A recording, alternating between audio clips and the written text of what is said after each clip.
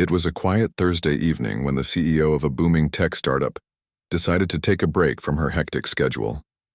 For weeks, she had been traveling nonstop, attending back-to-back meetings, and working late nights to keep her company ahead of the competition.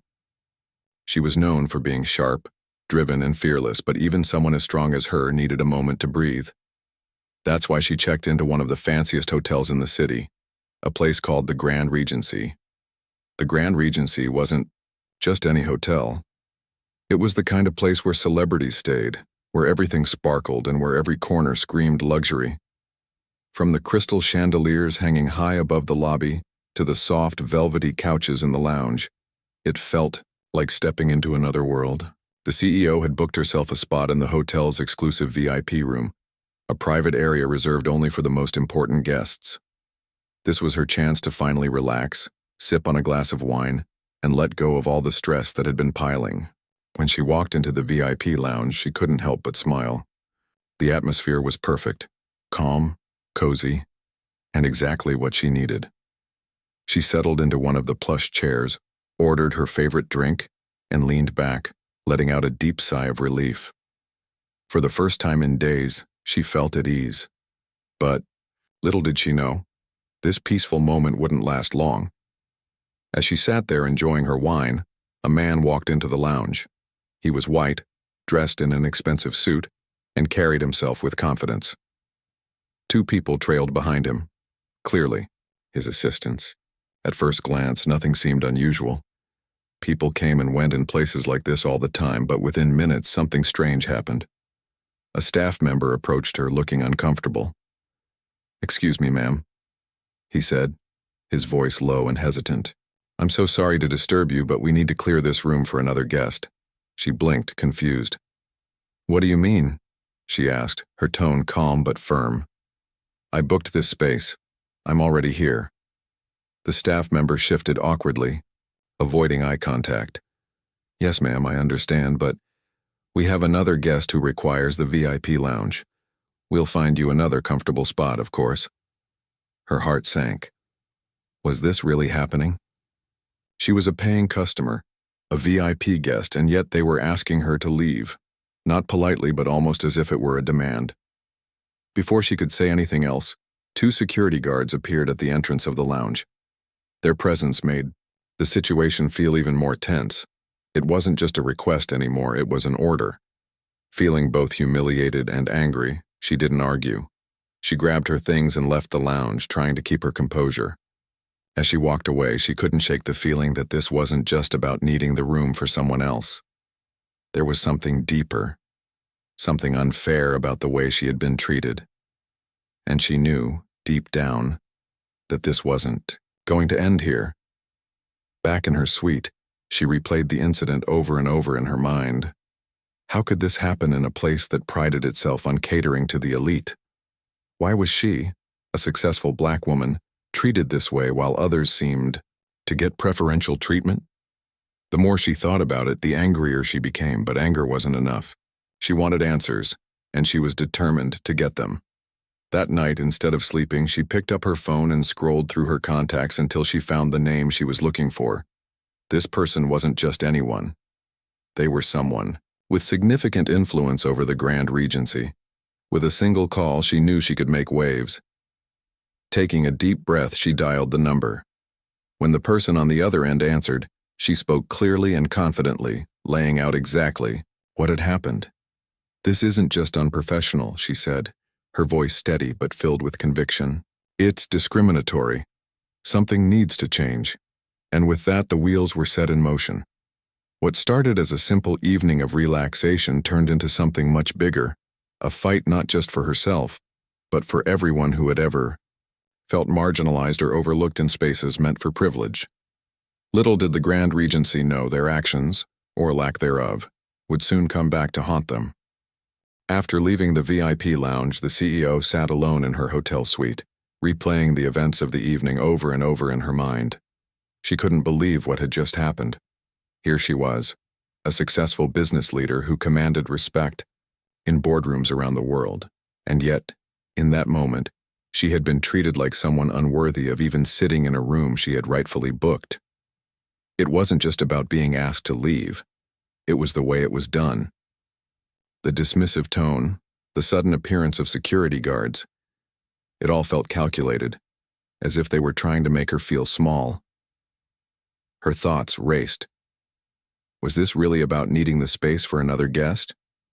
Or was there something else at play? She knew how the world worked. She'd faced discrimination before, both subtle and blatant, but this time felt different. This wasn't some random coffee shop or gas station where people could get away with treating others poorly. This was a 5-star luxury hotel, a place that claimed to cater to the elite. If such behavior could happen here, then where else was it happening? Frustration bubbled inside her, but alongside it came a growing determination. She wasn't the type to sit back and let things slide. No, she had built her entire career by standing up for herself and others who didn't have a voice. And now, sitting in that quiet hotel room, she decided that this incident wouldn't go unanswered. Someone needed to hold the Grand Regency accountable, not just for her sake, but for everyone else who might face similar treatment in the future. With her phone in hand, she scrolled through her contacts until she found the right name. It belonged to someone she trusted deeply, someone who had influence in the hospitality industry. They weren't just a friend, they were a powerful ally. Taking a deep breath, she dialed the number and waited as the call connected. When the person on the other end answered, their tone was warm and familiar. "Hey, how's it going?" they asked casually, unaware of the storm brewing on the other side of the line. "Not great," she replied, her voice calm but firm.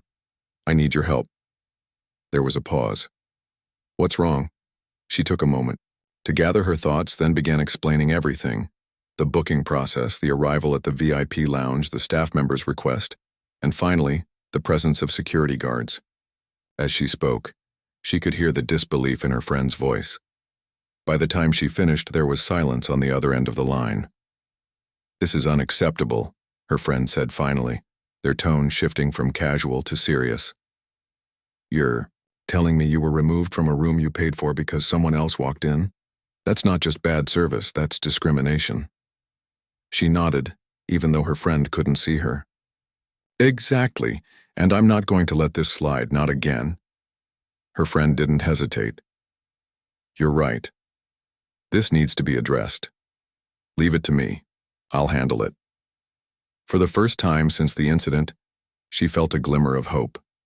Her friend wasn't someone who made empty promises. If they said they would take care of it, then action would follow. But while she trusted them completely, she also knew that one conversation wouldn't be enough. This was bigger than just one phone call. It was about sending a message to the Grand Regency, to the hospitality industry, and to anyone else who thought they could treat people unfairly based on the color of their skin. The next morning, she woke up with a plan. While her friend worked behind the scenes, she decided to take matters into her own hands. After all, she wasn't just any guest, she was a public figure with a massive following online. People looked up to her, listened to her, and trusted her judgment. If she shared her experience, it wouldn't just be her voice speaking, it would be the collective voice of thousands, maybe even millions of people demanding change. Sitting at the desk in her suite, she opened her laptop and logged into her social media accounts. For years, she had used these platforms to promote her company, share inspiring stories, and connect with her audience.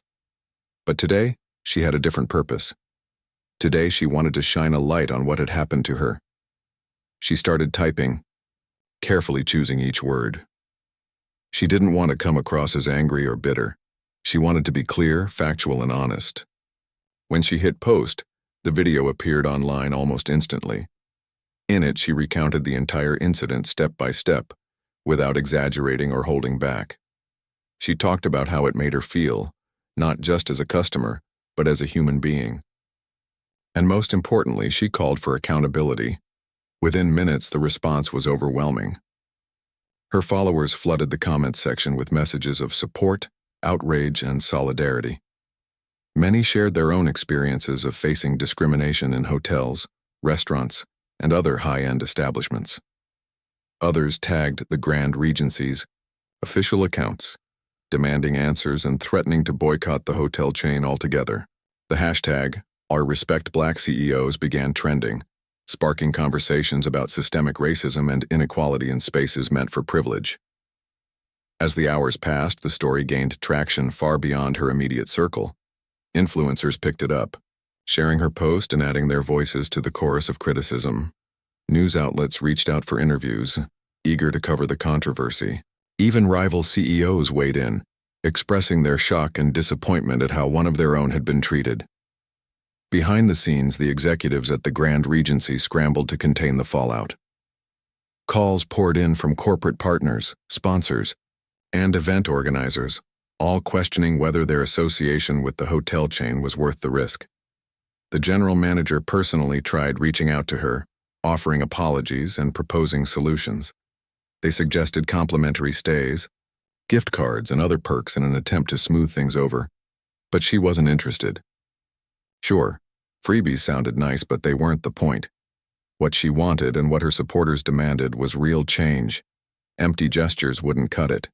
She made it clear that any resolution would require transparency, accountability, and concrete action. Until then, the pressure would continue to mount. Meanwhile, her friend hadn't wasted any time either. Using their connections, they escalated the issue directly to the top levels of the Grand Regency's management team. Investors were contacted, contracts were reviewed, and discussions about funding cuts dominated boardroom meetings. The message was loud and clear.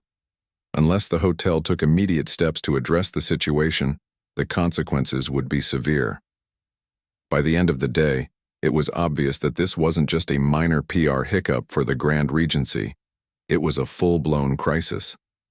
Their reputation, once synonymous with luxury and exclusivity, was now under fire, and while the hotel's leadership struggled to find a way forward, she remained steadfast in her resolve. This wasn't just about her anymore. It was about setting a precedent, showing the world that no one, regardless of their status or wealth, should ever be treated as less than human. As she scrolled through the endless stream of comments and messages pouring in from supporters, she felt a mix of emotions: anger, pride, and determination. Anger at how the system still failed so many people.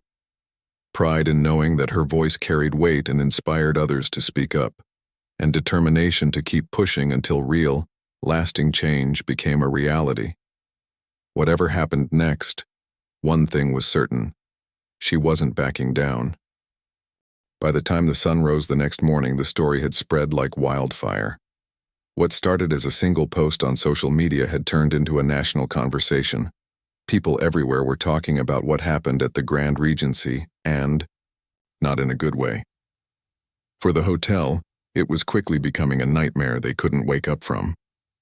Inside the hotel's headquarters, executives sat around a long table, their faces pale and tense. Phones buzzed nonstop with updates from PR teams, legal advisors, and angry clients. Messages poured in from corporate partners who were reconsidering their ties with the hotel chain. Event organizers called to cancel conferences, galas, and product launches scheduled to take place at the Grand Regency. Each cancellation came with a hefty financial blow, but worse than that, it damaged the hotel's reputation. A brand built on luxury and exclusivity now tarnished by accusations of discrimination. The CEO of the Grand Regency chain, a man known for his calm demeanor, looked visibly shaken. He had spent decades building this empire, turning it into one of the most prestigious names in hospitality. Now, in less than 24 hours, everything he worked for was teetering on the edge of collapse. His team scrambled to figure out how to fix the mess, but no solution seemed big enough to stop the growing backlash. Meanwhile, the woman at the center of the storm wasn't sitting still. After posting her video, she continued using her platform to keep the pressure on. She didn't just want an apology or a refund, she wanted action. Real, meaningful change. So, she went further. Using her network, she reached out to major organizations that regularly held events at the Grand Regency. One by one, she explained what had happened and urged them to reconsider their partnerships. Her words carried weight because she wasn't asking for sympathy. She was advocating for justice. "I'm not doing this for me," she said during a live interview. I'm doing this so that no one else has to go through what I did. If we don't hold places like this accountable, nothing will ever change.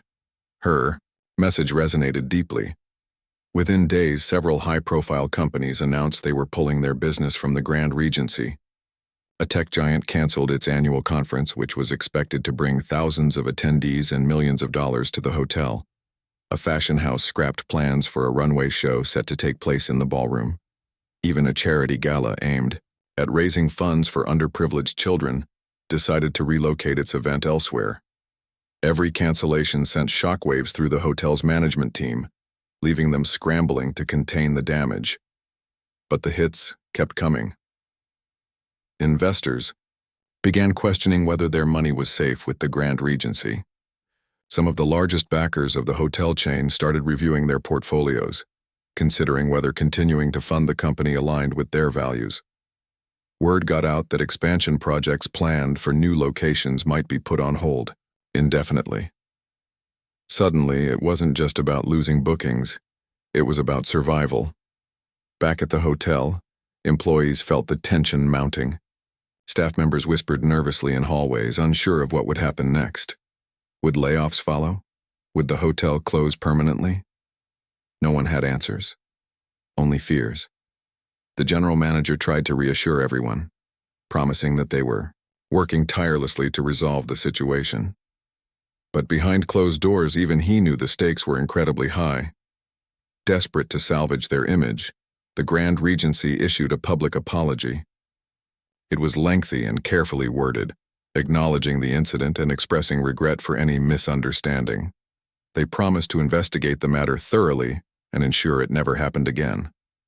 But when the statement went live online, the response was far from forgiving. "Too little, too late," one commenter wrote beneath the post. Another added, "An apology doesn't erase racism." Thousands agreed, flooding the comments section with criticism. Many pointed out that the hotel's response lacked specifics. Where was the accountability? What steps were being taken to prevent future incidents? Without concrete actions, the apology felt hollow. Seeing this, the woman knew she had to push harder. This wasn't just about calling out bad behavior, it was about creating lasting change. She reached out to civil rights groups and advocacy organizations, proposing an idea that could transform the hospitality industry. Together, they drafted a set of guidelines designed to eliminate racial bias in luxury spaces. Called the Equity in Hospitality Initiative, the framework included measures like anonymous booking systems, mandatory diversity training for staff, and independent audits to address discrimination claims. It also outlined strict consequences for hotels that failed to comply. Her proposal gained traction almost immediately. Influencers shared it widely, praising her for taking a stand. Industry leaders took notice too, recognizing the importance of inclusivity in maintaining their reputations. Several luxury brands voluntarily adopted the initiative, pledging to implement its recommendations across their properties. It was clear that the movement she sparked was bigger than just one hotel. It was a call for systemic reform.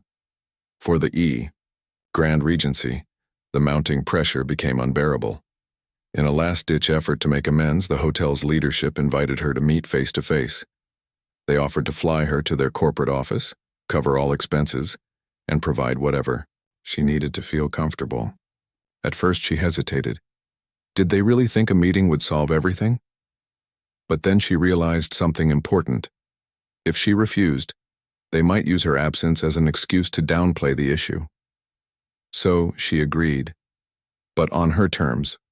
When she arrived at the meeting, she walked in with confidence. Surrounded by executives and board members, she laid out exactly what she expected. No more empty promises, no more performative gestures.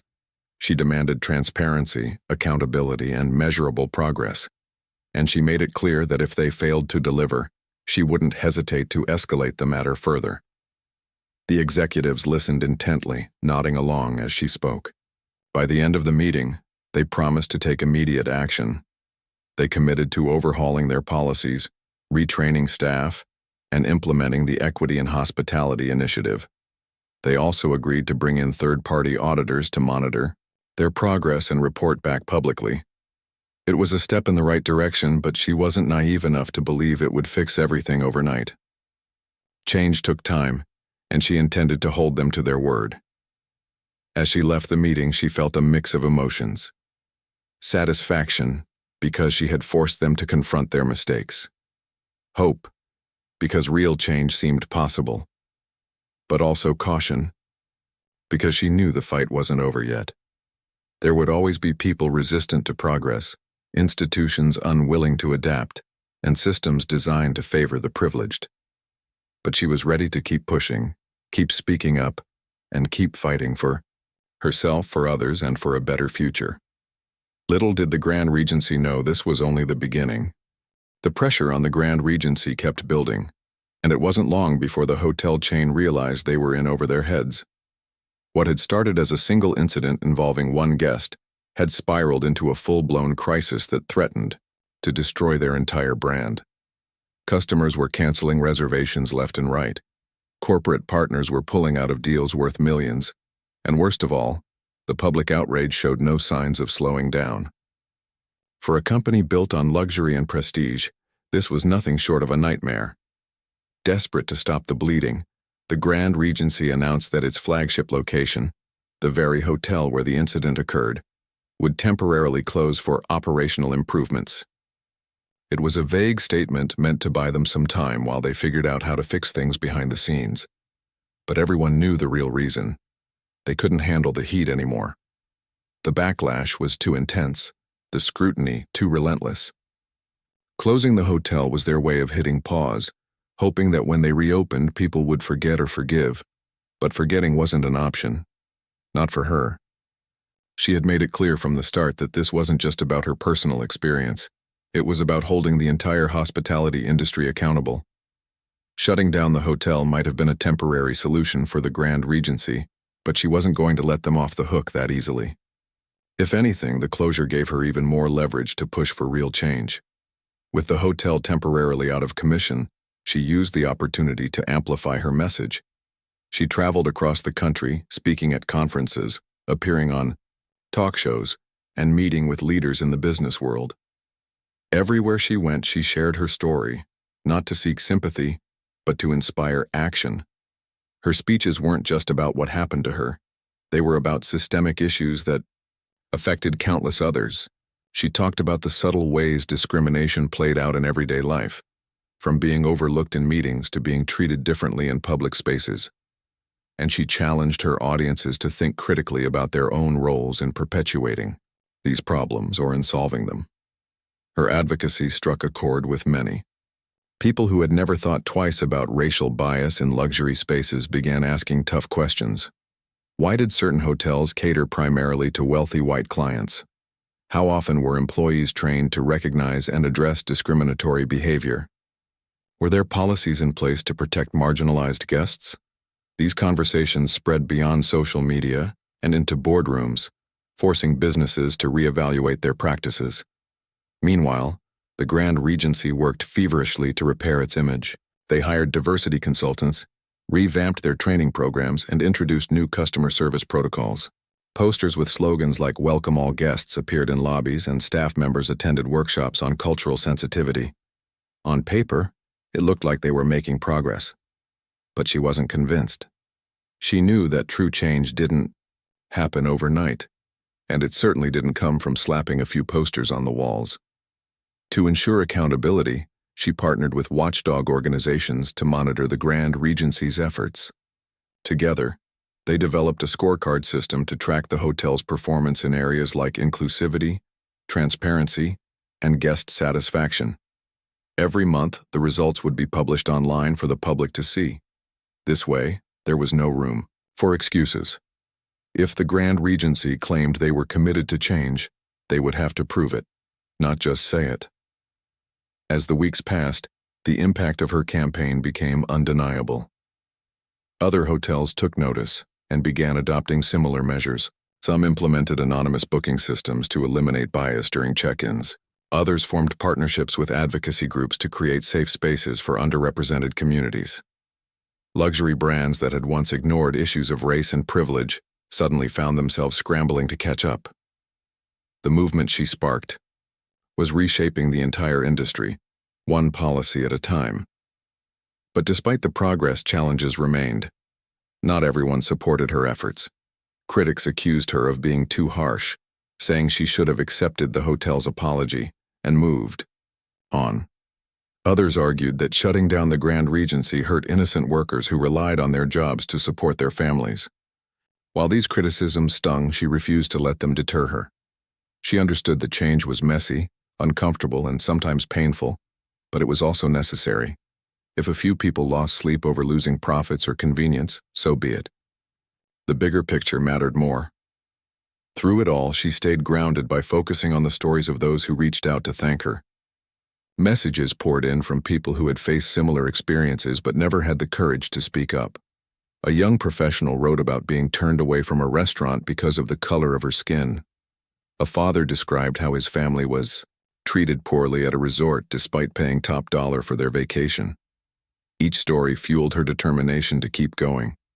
She reminded herself that this fight wasn't just hers. It belonged to everyone who had ever felt invisible or undervalued. As the reopening date for the Grand Regency approached, anticipation grew. Would the hotel live up to its promises? Or would it return to business as usual, pretending the past year had never happened? The CEO of the chain made a bold announcement.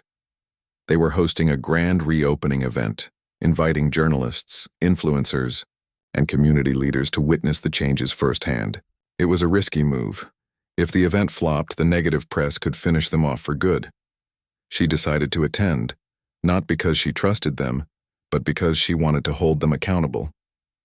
When the day arrived, she walked into the newly renovated lobby feeling cautious but hopeful. The decor was fresh, the staff seemed eager to impress, and banners promoting inclusivity hung proudly throughout the space. As she mingled with other guests, she noticed something different, a genuine effort to connect with people from diverse backgrounds. Whether it was sincere or superficial, she couldn't tell yet, but it was a start. During the event, the hotel's leadership delivered speeches promising a brighter, more inclusive future. They highlighted the steps they had taken to address discrimination and thanked her publicly for pushing them to do better. It was a humbling moment, but she didn't let herself get carried away. Words were easy. Actions were what truly mattered. By the end of the evening, she felt cautiously optimistic. The road ahead would still be long, filled with ups and downs. But for the first time in a while, she allowed herself to believe that maybe, just maybe, real change was possible. And if it was, she intended to stay at the forefront of it, leading, advocating, and inspiring others to join the fight. The battle wasn't over, but the war had begun, and she was ready. The grand reopening of the Grand Regency was meant to be a fresh start, a chance for the hotel chain to prove that it had truly changed. But as she stepped into the newly polished lobby on that evening, she couldn't help but feel a mix of emotions. There was hope, yes, because seeing so many people gathered together, united by the idea of progress, felt powerful. Yet there was also caution. She'd been in enough situations to know that promises were easy to make and harder to keep. Real change took time, effort, and consistency, things that couldn't be measured in one night or even 1 year. As the event unfolded, she watched closely. Every detail mattered. The way staff interacted with guests, the tone of their voices, the small gestures that spoke volumes about how much they valued diversity. She noticed little things, like how the greeters at the entrance made an effort to welcome everyone warmly, regardless of what they looked like or how they dressed, or how the waitstaff circulated among the crowd, ensuring no one felt ignored. These might have seemed like minor adjustments, but to her, they represented a shift in mindset. Maybe, just maybe, this wasn't all for show. When it came time for speeches, the CEO of the Grand Regency took the stage. His words were carefully chosen, filled with apologies, gratitude, and commitments to do better. He acknowledged the mistakes of the past, not just the incident involving her, but the broader systemic issues that allowed discrimination to thrive unchecked. He talked about the steps they had taken, from hiring diversity officers to implementing new training programs. Most importantly, he emphasized that this wasn't the end of their journey. It was only the beginning. But what struck her most was when he turned his attention directly to her. "We owe you a debt of gratitude," he said, his voice steady, but sincere. "Without your courage, we wouldn't have faced these hard truths. You pushed us to be better, and for that we thank you." The room erupted in applause, and for a moment she felt a lump rise in her throat. It wasn't just the recognition. It was knowing that her voice had sparked something bigger than herself. Still, she didn't let herself get swept away by the moment. Applause and kind words were nice, but they weren't enough. What mattered was whether these changes would stick, whether the hotel would continue to prioritize inclusivity long after the cameras stopped rolling and the headlines faded. After the speeches, she mingled with other attendees, listening to their thoughts. Some were skeptical, questioning whether the hotel's efforts were genuine or simply a PR stunt. Others were cautiously optimistic, hopeful that this marked the start of a new era. One woman approached her, tears in her eyes. "I've worked in hospitality for years," she said softly. "I've seen so much ugliness, so much unfairness. But tonight, I feel like maybe things can actually change." Her heart swelled hearing those words. That's what this was all about. Not just holding institutions accountable, but giving people hope. Hope that they could walk into any space and be treated with dignity. Hope that their voices mattered. Hope that the world was slowly becoming a fairer, kinder place. Later that evening, she delivered a speech of her own. Standing before the crowd, she reflected on everything that had led her to this moment. The anger, the frustration, the determination. She spoke candidly about the pain of being dismissed, not just as a guest, but as a human being. And she reminded everyone that while progress was worth celebrating, the work was far from over. "This isn't just about one hotel," she said, her voice strong and steady. "It's about an entire system that needs fixing.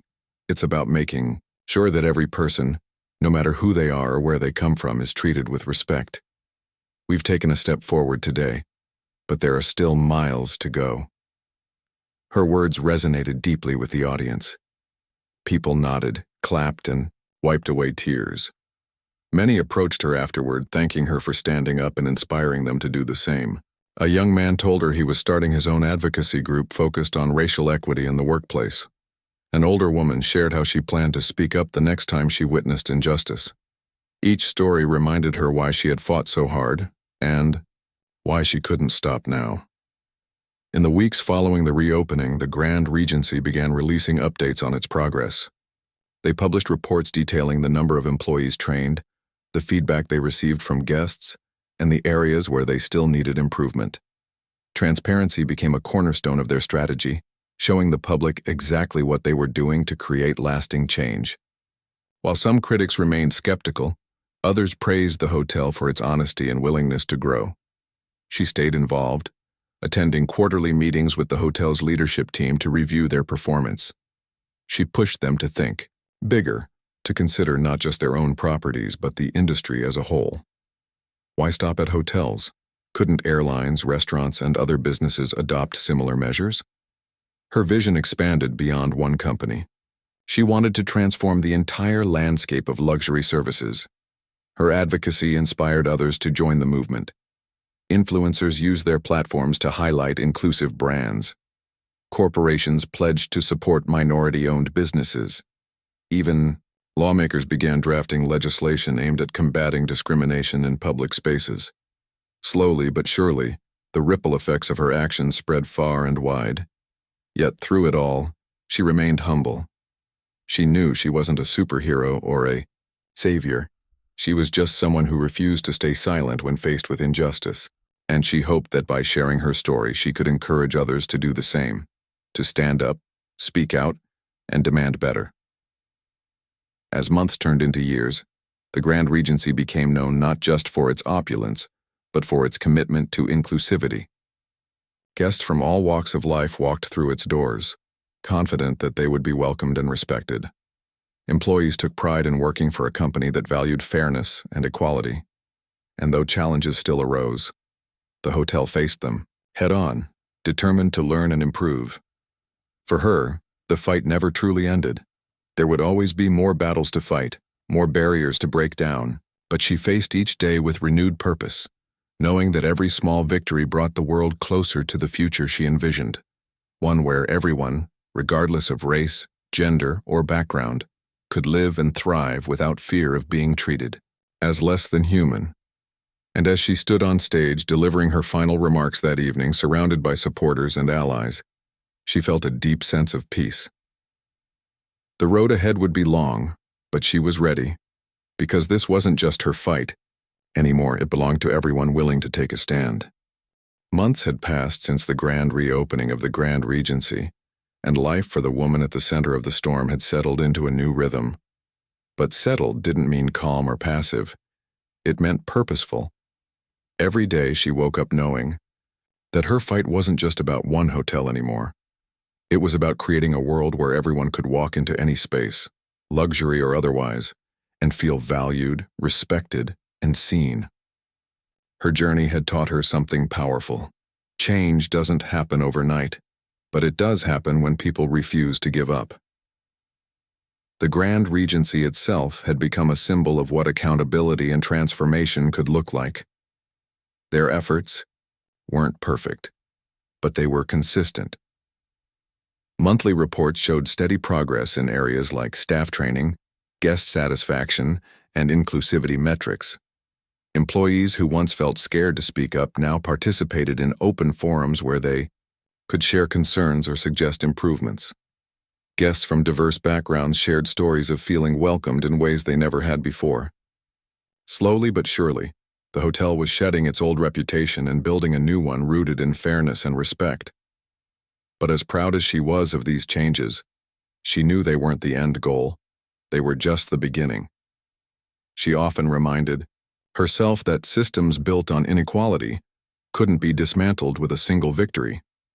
It required constant vigilance, ongoing education, and a willingness to challenge the status quo whenever necessary. So, instead of stepping back, she doubled down on her advocacy work. She traveled more, spoke louder, and connected with others who shared her vision. One of the most rewarding parts of her journey was seeing how many people had been inspired to take action. A young entrepreneur reached out to tell her how her story motivated him to start a tech platform that helped minority-owned businesses gain visibility. A retired teacher wrote to say she'd started volunteering with an organization focused on teaching kids about racial equity.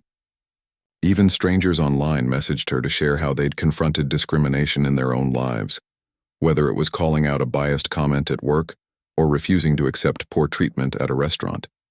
Each message reminded her that movements are made not by one person, but by countless individuals choosing to stand up together. Her advocacy also expanded beyond the hospitality industry. She began working closely with policymakers to push for legislation aimed at combating systemic racism in public spaces. Lawmakers listened intently as she shared data, personal anecdotes, and insights from her experiences. One bill, inspired by her Equity and Hospitality initiative, proposed stricter regulations for businesses receiving federal funding. If passed, it would require them to adopt anti-discrimination policies and undergo regular audits. While the process was slow and full of debates, she remained patient, knowing that lasting change took time. At the same time, she continued using her influence to spotlight underrepresented voices. She hosted events where activists, artists, and community leaders could share their stories with wider audiences. She collaborated with organizations dedicated to uplifting marginalized communities, providing both financial support and her platform. Through it all, she stayed grounded by remembering why she started this fight in the first place. Not for fame or recognition, but because she believed everyone deserved dignity and justice. As the years went by, her impact rippled outward in ways she hadn't anticipated. Schools began incorporating lessons on equity and inclusion into their curriculums. Companies across industries adopted diversity initiatives modeled after her framework. Even competitors of the Grand Regency followed suit, realizing that inclusivity wasn't just morally right, it was good for business too. Luxury brands that had once ignored issues of race and privilege now scrambled to catch up, proving that holding institutions accountable worked. Despite all the progress, there were moments when doubt crept in. Late at night, lying awake in bed, she sometimes wondered if she was doing enough. Was her voice reaching the people who needed to hear it most? Were the changes she fought for sustainable, or would they fade away once the spotlight shifted? These questions weighed heavily on her, but they also fueled her determination. Doubt wasn't a sign of weakness. It was a reminder to keep pushing forward. On the flip side, there were days filled with joy and triumph, like the time she received an email from a mother whose daughter had been turned away from a summer camp because of her skin color. After hearing about her campaign, the mother decided to file a formal complaint and demand answers. The camp eventually apologized and implemented new policies to prevent future incidents. "You gave me the courage to speak up," the mother wrote.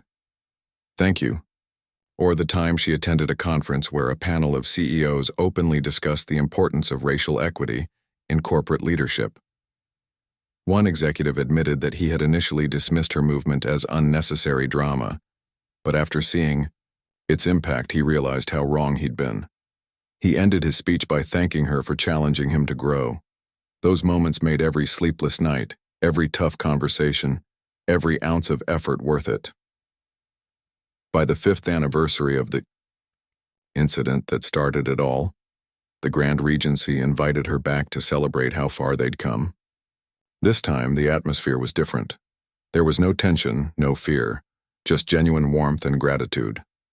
Staff members greeted her like family, sharing stories of how the changes had improved their workplace culture. Guests approached her to express appreciation for the role she played in making spaces safer and more inclusive for everyone. During the celebration, she delivered a keynote speech that moved many to tears. She reflected on the past 5 years, the highs, the lows, and everything in between. She talked about resilience, forgiveness, and the power of collective action, and she reminded everyone that while significant strides had been made, the journey wasn't over yet. "This isn't my fight alone," she said, her voice steady but filled with emotion. "It's ours. Together we've proven that change is possible, but we can't stop here. We have to keep asking hard questions, holding ourselves accountable, and fighting for a better tomorrow, for ourselves, for our children, and for generations to come." When she finished speaking, the room erupted in applause. People stood, clapping and cheering as if to say, "We're with you." As she walked off stage, surrounded by supporters and allies, she felt a profound sense of peace. The road ahead would still be long, uneven and unpredictable, but she wasn't walking it alone anymore. She had ignited a movement driven by ordinary people determined to create extraordinary change. That evening, as she left the hotel, she paused for a moment to look back at the glowing entrance. 5 years ago, this place had been the site of humiliation and anger. Now it stood as a testament to what could happen when people refused to stay silent.